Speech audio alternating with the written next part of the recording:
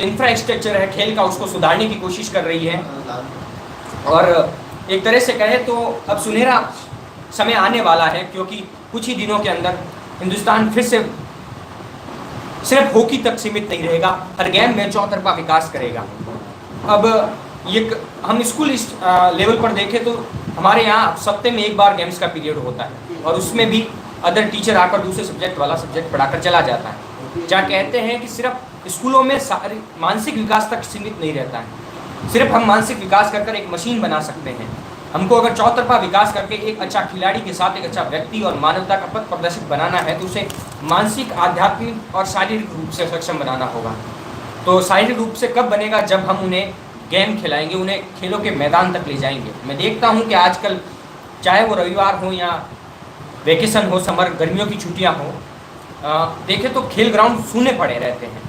मुझे अचंभा होता है कि आम दिनों में आज से 8-10 साल पहले जब ये स्मार्टफोन नहीं आया था, ये स्मार्टफोन, तब खेल के ग्राउंड भरे पड़े थे। लेकिन कहते हैं कि ये आने के बाद में कोई शारीरिक श्रम तो करना ही नहीं चाहता, हर कोई मोबाइल गेम खेल रहा है। ई गेम आ चुके हैं जिनमें पैसा भी है, लेकिन क्या हम इनके माध्यम से भारत को उस मुकाम तक ले पहुंचेंगे? क्या हम भारत को फिर से विश्व गुरु बना पाएंगे? उम्मीद और आस्था के शिखर पर नए सिरे के आयाम से सुनियोजित निकाय के रूप में अगर हम विद्यारोपित करें, अगर नियम लगाए तो हम कुछ कर सकते हैं। हम देखते हैं कि छोटी छोटी द्वीपों वाले देश जिनकी आबादी मात्र 25 लाख 20 लाख है, वो हमसे ज़्यादा पदक ला रहे हैं। माइकल फिलिप्स का उदाहरण देते हुए मुझे एक तरफ गर्व होता है तो दूसरी तरफ शर्मिंदगी महसूस होती है कि वो अमेरिका का प्लेयर, उसके पास 28 गोल्ड मेडल है व्यक्तिगत स्पर्धा में तैराक के रूप में, लेकिन हमारे पास मात्र 8 है। और व्यक्तिगत स्पर्धा में सिर्फ एक मेडल है जो 2008 के ओलंपिक में, बीजिंग ओलंपिक में अभिनव बिंद्रा ने जीता था। तो ये शर्म की बात है और हमको इसके ऊपर एक तरह से सोचना होगा और सोचने के बाद कुछ करना भी होगा, क्योंकि वो समय गया जब हमारे यहाँ सुविधाएं नहीं थी। अब सुविधाएं हैं और राज्य सरकार से लगाकर केंद्र सरकार खिलाड़ियों को प्रोत्साहन दे रही है।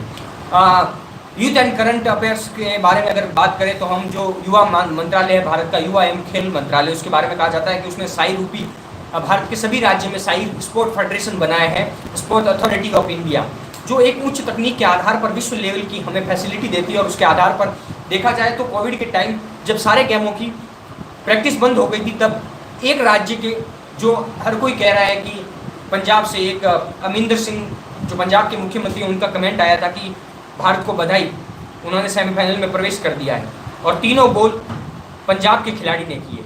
तो वहाँ हमें एक क्षेत्र विशेष की भावना का पता चलता है, जबकि वास्तविकता में देखें तो इस हॉकी में पदक को मैं प्रत्यक्ष रूप से अगर किसी को कहूँ जिन्होंने मदद की है तो वो नवीन पटनायक हैं, उड़ीसा के मुख्यमंत्री, जिन्होंने 400 करोड़ रुपए का बजट आवंटित किया और उनको साई के तहत लॉकडाउन में भी प्रैक्टिस जारी रखने को कहा। और उस उड़ीसा ने, नवीन पटनायक ने सेमीफाइनल में बधाई दी, लेकिन क्रेडिट नहीं आया।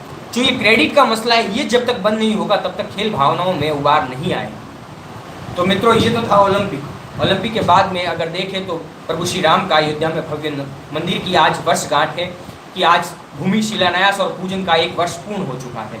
अयोध्या में एक तरह से कहें तो राम राग चारों तरफ अलाप कर रहा है, चारों तरफ देखें तो भगवा छा गया है। प्रभु श्री राम का अद्भुत भव्य मंदिर बनेगा। और देखा जाए तो एक तरह से अयोध्या के अंदर जमीन के दाम दुगने हो गए, लगभग 20,000 करोड़ की योजनाओं को लागू किया जा रहा है। एक तरह से अंतर्राष्ट्रीय सिटी के रूप में उसे विकसित किया जा रहा है, जो योगी जी के सानिध्य में हो रहा है। और पूरे देश के अंदर प्रभु आराध्य हमारे पूजनीय प्रभु श्री राम के प्रति जो आस्था का केंद्र था, उस केंद्र को फिर से बनाया जा रहा है। आज कितना लंबा मसला था, लेकिन कहते हैं मैं केंद्रीय सरकार और माननीय पूजनीय प्रधानमंत्री नरेंद्र मोदी को शुभकामना देना चाहूँगा। और न्यायपालिका जिस पर हमें विश्वास था, उसने न्याय की। कहते हैं कि भगवान के घर पर देर है लेकिन अंधेर नहीं है। हमने 200 साल तक अपनी आस्था के केंद्र को हमारा करने के लिए हमने अपना सर्वस्व दिया और उस न्यायपालिका ने देरी के रहते भी हमको न्याय दिया। तो ये न्याय भले ही समय लगे, लेकिन कहते हैं, महात्मा बुद्ध ने कहा है कि 3 things can not be hidden the long time, जिसे हिंदी में कहते हैं कि 3 चीज़ें ज़्यादा समय तक ओट में नहीं रखी जा सकती। सूर्य, चंद्रमा और सच। सच को आना है, वो गरीबान पकड़ कर आपको चौराहे पर पूछेगा कि मुझे देर क्यों लगाई। तो आप सभी को फिर से शुभकामनाएं, मस्त रहिए, खुश रहिए और जय हिंद, जय भारत।